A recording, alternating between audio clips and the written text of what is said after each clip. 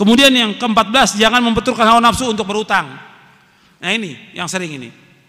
Semuanya hidupnya utang. Ya, akhirnya dia menjadi tukang utang. Gak boleh dalam Islam seperti itu. Utang boleh dalam Islam. Utang. Ayat yang terpanjang dalam Al-Quran, dalam surah Al-Baqarah, ayat tentang utang. Boleh. Tapi jangan turunkan hawa nafsu untuk utang. Kalau kita mampu kita beli, kalau enggak kita sabar. Kalau kita mampu, ini enggak semuanya utang. Semuanya. Sepeda utang, perabot rumah tangga utang, bajunya utang, baju utang, kerudung utang. Semuanya utang. Enggak boleh. Susah nanti hidupnya dia. Dan kesian juga kalau dia meninggalkan hutang buat istri dan anaknya. Dia mampu dia beli, enggak sabar dia. Sabar. Udah hidup dengan apa yang ada. Dengan apa yang ada. Itu para sahabat demikian. Para sahabat hidupnya nikmat mereka. Mereka terus ibadah kepada Allah, mereka kerja, mereka usaha, mereka dagang, mereka mencari nafkah. Mereka enggak memperturutkan hawa nafsu untuk berutang. Kalau betul-betul terpaksa baru mereka utang. Tapi mereka tepat janjinya. Enggak seperti sekarang. Waktunya bayar utang, afwan ya akhi.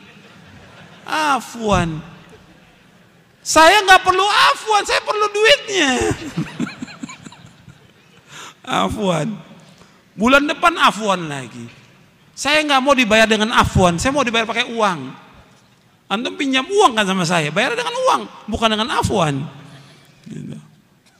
Banyak yang seperti itu. Makanya ini masalah utang masalah besar.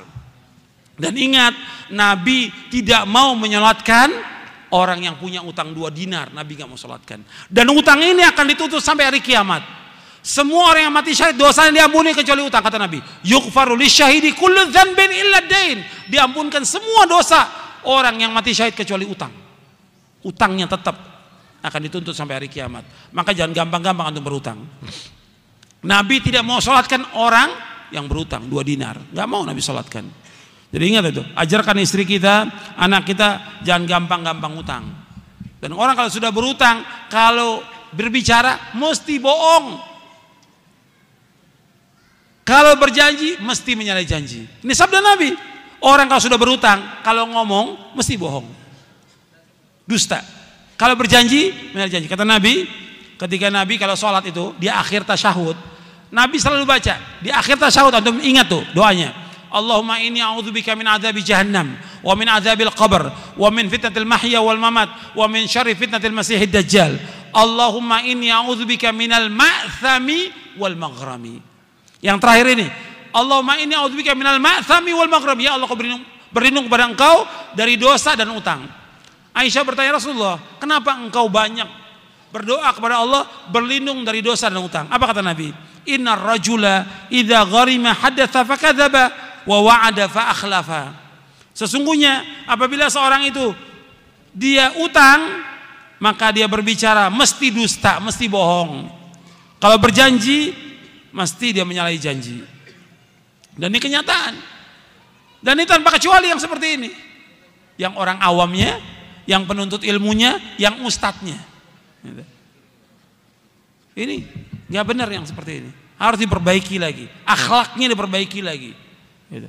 Kalau utang harus bayar. Kalau kita sudah janji sepekan, sebulan, 2 bulan bayar. Kalau 2 bulan sudah kita usaha untuk bayar, kita nggak mampu bayar, kita bilang datang kepada orangnya. Maaf, saya ini sudah usaha, ikhtiar, tapi saya belum mampu untuk bayar. Ngomong kepada orangnya, ngomong. Dan orang yang mengutangkan, dia harus memberikan tempo. Wa in kana dzu usratin fanadhiratun ila maisarah. Wa anta saddaqu khairul lakum in kuntum ta'lamun, kata Allah. Dalam surah Al-Baqarah. Kalau orang yang punya kesulitan gak mampu bayar, kamu berikan tempo sampai dia lapang. Kalau kamu sedekah kepada dia lebih baik, kata Allah. Kita ngomong, ini enggak waktu mau utang luar biasa. Waktu mau utang kepada kita SMS, telepon, datang ke rumah, nangis-nangis, luar biasa.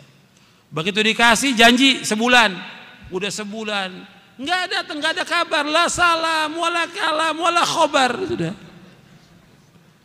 2 bulan ditanya, marah dia. Antum nagih sama saya, antum nggak percaya sama saya. Lo antum utang harus bayar. Wah, tambah marah lagi. Ini sikap banyak kaum muslimin seperti ini. Nggak boleh. Kalau utang harus bayar. Dia ketika dia berutang, dia berani ngadepi. Ketika dia nggak mampu bayar juga berani ngadepi. Datangi orangnya. Itu akhlak Islam, akhlak Islam. Antum lihat, saya ambil contoh satu. Ya, di zaman dahulu. Ini pelajaran buat kita semuanya ini. Dan juga buat para dai. Di zaman dulu sebelum Nabi Muhammad, jauh sebelum Nabi Muhammad SAW, cerita Nabi. Ada seorang berutang 1.000 dinar. Dia utang kepada seorang. Kemudian siapa janjinya? Kamu berjanji. Siapa saksinya? Kamu berutang pada saya. Allah. Siapa? Saksinya Allah. Siapa jamin? Allah. Kata dia. Allah, dia bilang. Sudah, harinya dia berangkat safar dengan perahu ke satu tempat.